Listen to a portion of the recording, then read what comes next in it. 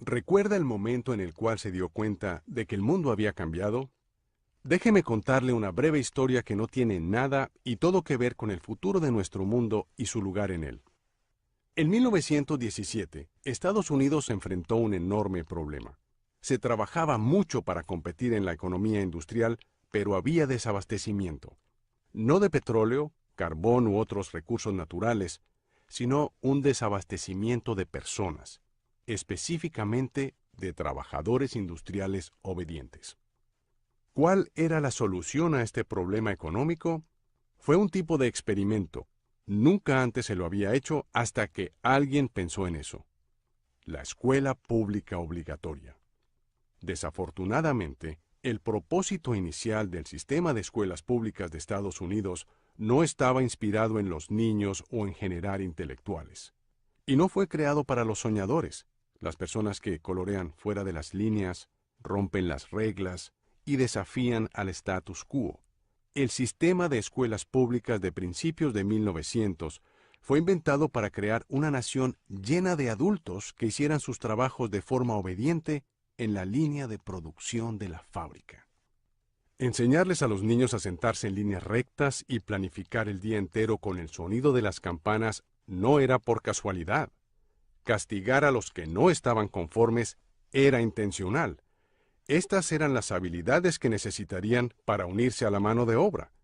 Intencional o no, este antiguo método de convertir a los soñadores en trabajadores era una inversión en el futuro de la economía de la nación. Y funcionó. Esto luego llevó a varias generaciones de trabajadores productivos y ocupados. Pero ya no está funcionando. ¿Por qué? Nuestra economía ha cambiado. Ya no vivimos en una economía industrializada, vivimos en una economía conectada. Ahora mismo hay más usuarios de Facebook que personas en el planeta hace 200 años atrás. La tecnología hace posible la conexión con personas, ideas e información de cualquier parte del mundo de manera instantánea. Y como resultado, nuestras economías ya no están en pequeños pueblos o comunidades, sino en el mundo entero. Contamos con comercio globalizado en casi todos los aspectos. En el pasado, las personas obedientes que hacían lo que les decían sin preguntar eran recompensadas por trabajar duro y dejar sus sueños de lado para conformarse, se les dieron trabajos bien pagos con los cuales lograban carreras de largo plazo, se les garantizaban pensiones, beneficios, la promesa de que siempre se los cuidaría, y así era. Pero hoy esta promesa ya no existe para la mayoría de nosotros. Incluso si tienen un trabajo administrativo, la mayoría de estos trabajadores aún trabajan en una fábrica. En lugar de operar una máquina de coser o de soldar un artefacto, hoy empujan lápices, escriben en teclados o hacen papeleo. Esto también es trabajo industrial, porque todo el enfoque del día se centra en aumentar la productividad, lo que deja poco espacio para la creatividad, la espontaneidad o la individualidad. Las masas de trabajadores educados todavía hacen lo que se les dice, pero lo que consiguen ya no es lo que se merecen.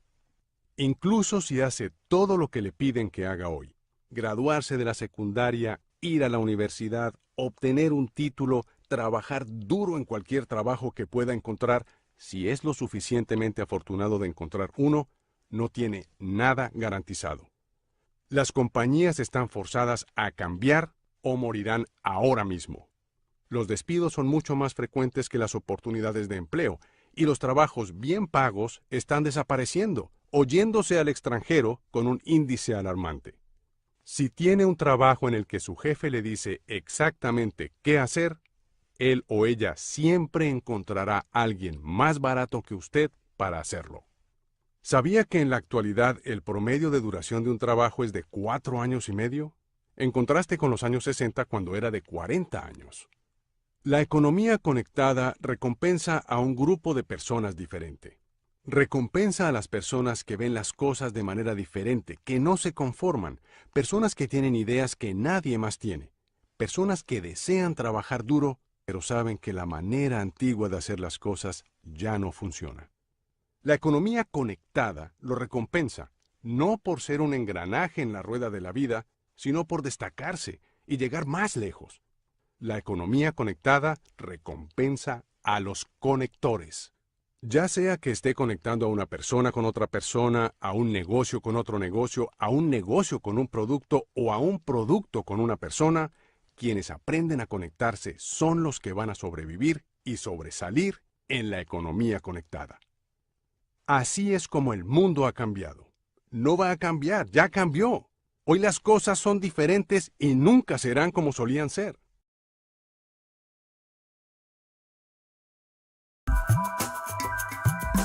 Esto casi no se sabe, pero la educación pública, gratuita y obligatoria fue inventada en algún momento de la historia. Antes no existía. La educación en la antigüedad distaba mucho de lo que hoy entendemos por educación. En Atenas clásica, por ejemplo, no había escuelas. Las primeras academias de Platón eran espacios de reflexión, conversación y experimentación libre.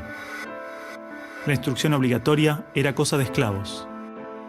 Por otro lado, la educación en Esparta era más parecida a una instrucción militar. El Estado se deshacía de quienes no alcanzaban los niveles esperados. Había clases obligatorias, fuertes castigos y modelamiento de la conducta a través del dolor y el sufrimiento. Antiguamente la educación estaba en manos de la Iglesia Católica, por lo menos en el mundo cristiano occidental. Y fue recién en el siglo XVIII, en una época de la historia que se llama despotismo ilustrado, seguramente lo escucharon en el colegio, en donde se creó el concepto de educación pública, gratuita y obligatoria. La escuela como la conocemos nace a fines del siglo XVIII y principios del siglo XIX en Prusia. Con el fin de evitar las revoluciones que sucedían en Francia, los monarcas incluyeron algunos principios de la Ilustración para satisfacer al pueblo, pero manteniendo el régimen absolutista. La escuela prusiana se basaba en una fuerte división de clases y castas. Su estructura, heredera del modelo espartano, fomentaba la disciplina, la obediencia y el régimen autoritario. ¿Qué buscaban estos déspotas ilustrados? Un pueblo dócil, obediente, y que se pudiera preparar para las guerras que hubieron en esa época entre todas las naciones que estaban naciendo. Por ejemplo, Catalina la Grande de Rusia llamó a los enciclopedistas franceses a preparar esto mismo. Diderot, uno de los más famosos, estuvo allí para armar este paquete, ¿sí?, formador, no de ciudadanos, sino que de obedientes súbditos de estos estados. Las noticias del exitoso modelo educativo viajaron rápido, y en pocos años, educadores de América y Europa visitaban Prusia para capacitarse. Con el paso del tiempo, el modelo se expandió a nivel internacional.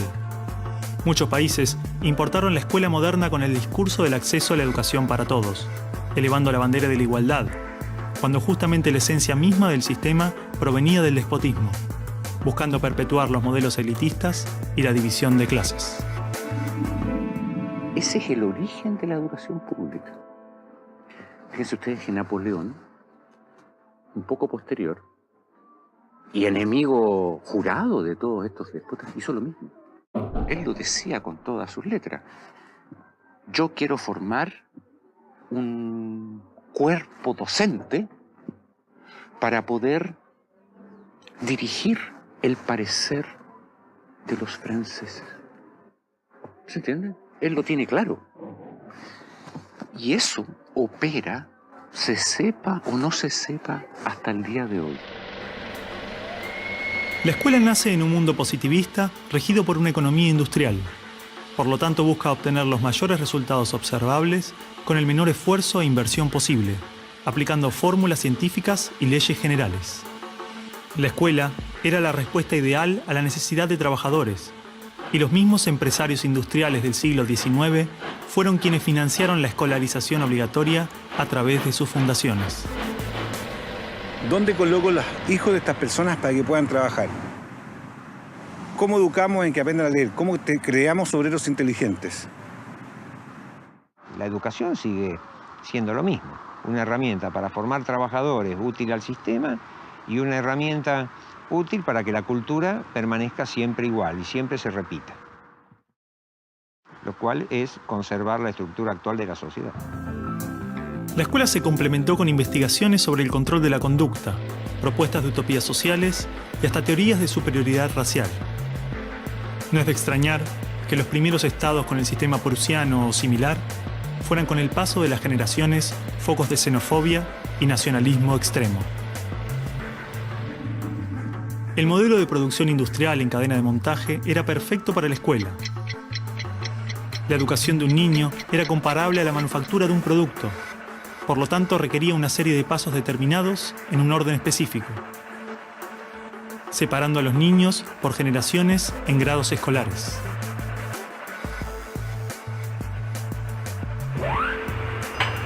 Y en cada una de estas etapas trabajaría sobre determinados elementos, contenidos que asegurarían el éxito, pensados minuciosamente por un experto.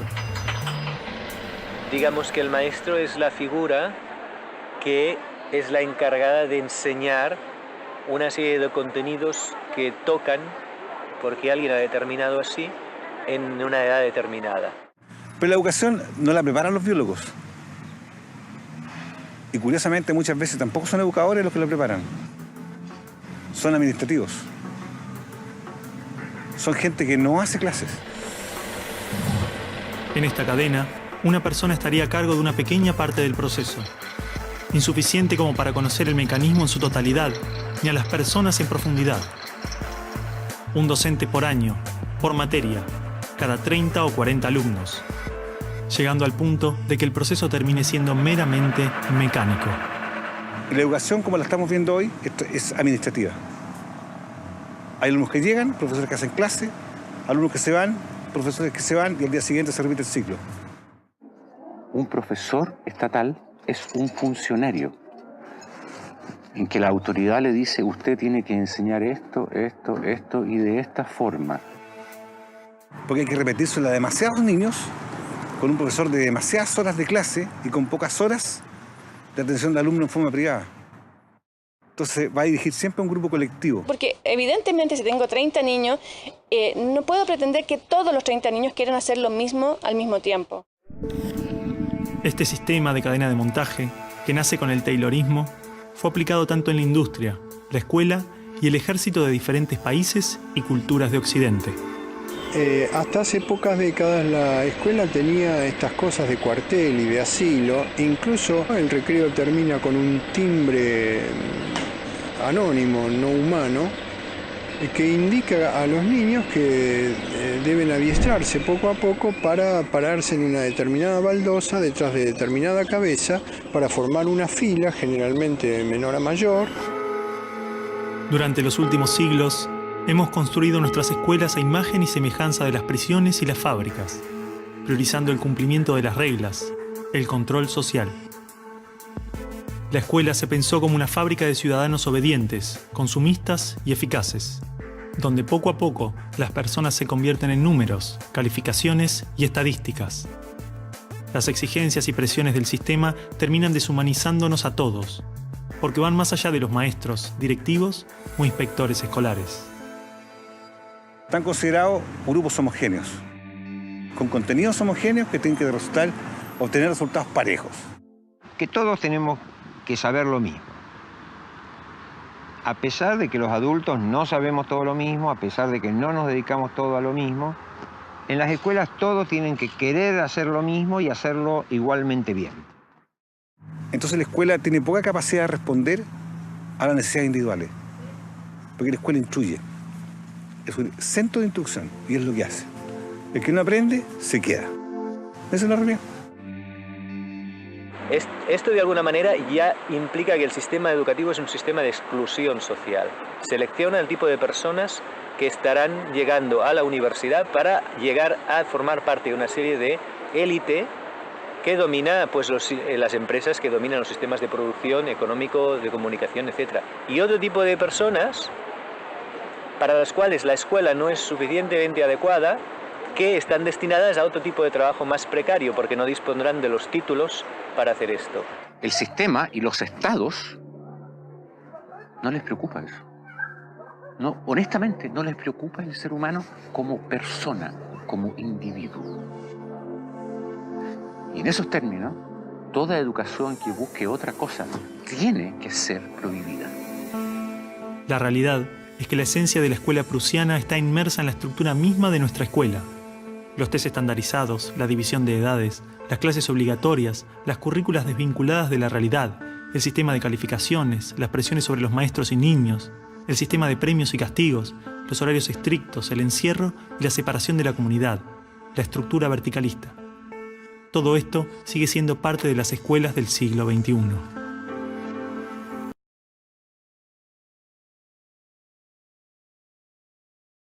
Obra. Intencional o no, este antiguo método de convertir a los soñadores en trabajadores era una inversión en el futuro de la economía de la nación. Y funcionó. Esto luego llevó a varias generaciones de trabajadores productivos y ocupados. Pero ya no está funcionando. ¿Por qué? Nuestra economía ha cambiado. Ya no vivimos en una economía industrializada. Vivimos en una economía conectada. Ahora mismo hay más usuarios de zonas, específicamente de trabajadores industriales obedientes. ¿Cuál era la solución a este problema económico? Fue un tipo de experimento. Nunca antes se lo había hecho hasta que alguien pensó en eso. La escuela pública obligatoria. Desafortunadamente, el propósito inicial del sistema de escuelas públicas de Estados Unidos no estaba inspirado en los niños o en generar intelectuales. Y no fue creado para los soñadores, las personas que colorean fuera de las líneas Facebook que personas en el planeta hace 200 años atrás. La tecnología hace posible la conexión con personas, ideas e información de cualquier parte del mundo de manera instantánea. Y como resultado, nuestras economías ya no están en pequeños pueblos o comunidades, sino en el mundo entero. Contamos con comercio globalizado en casi todos los aspectos. En el pasado, las personas obedientes que hacían lo que les decían sin preguntar eran recompensadas por trabajar duro y de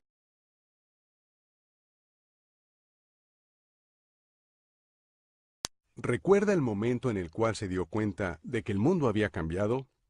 Déjeme contarle una breve historia que no tiene nada y todo que ver con el futuro de nuestro mundo y su lugar en él. En 1917, Estados Unidos enfrentó un enorme problema. Se trabajaba mucho para competir en la economía industrial, pero había desabastecimiento. No de petróleo, carbón u otros recursos naturales, sino un desabastecimiento de que rompen las reglas y desafían al status quo. El sistema de escuelas públicas de principios de 1900 fue inventado para crear una nación llena de adultos que hicieran sus trabajos de forma obediente en la línea de producción de la fábrica. Enseñarles a los niños a sentarse en líneas rectas y planificar el día entero con el sonido de las campanas no era por casualidad. Castigar a los que no estaban conformes era intencional. Estas eran las habilidades que necesitarían para unirse a la mano de obra.